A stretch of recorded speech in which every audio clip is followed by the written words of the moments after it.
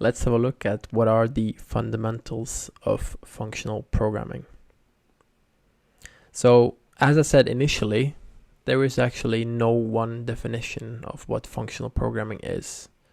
However, some traits are more common than others, and one of the first things that comes to my mind is that functions are expressed as expressions and not as statements. So expressions, they always return a value, which in return makes them composable. Statements, on the other hand, are standalone unit of execution, and they do not return a value, which in return does not make them composable. And as we'll learn later in this course, composability is one of the core principles or core elements in the functional space. The second thing that comes to my mind is that immutability is usually the default behavior within the language. And one of the benefits, at least from a technical point of view, is that it allows for safer multi-threaded execution, because there is no shared state or shared mutable state.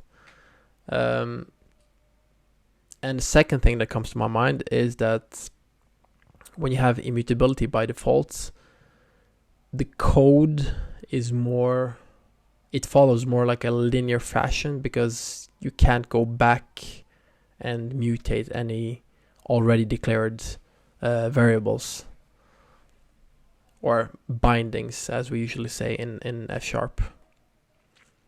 And this allows for more safer way to code, I would say. But that's something you have to experience to get the feel of why immutability is a good thing. So yeah, hopefully you'll see why immutability is a good thing throughout this course. So the third thing, or the third and the fourth thing, is that functions, they express behavior and types express data.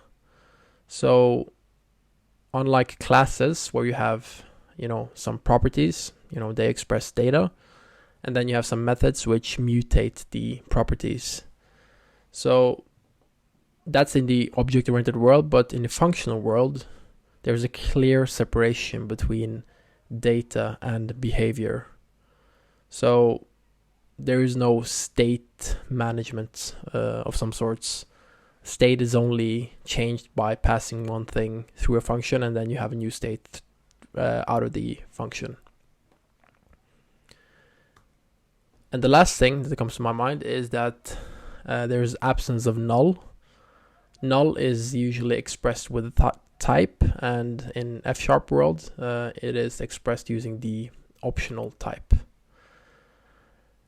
And as you can tell, I've written with an asterisk sign, because since F# operates in the .NET space, null can actually get into the language, so you have to have some sort of protection or wrap the null within option type.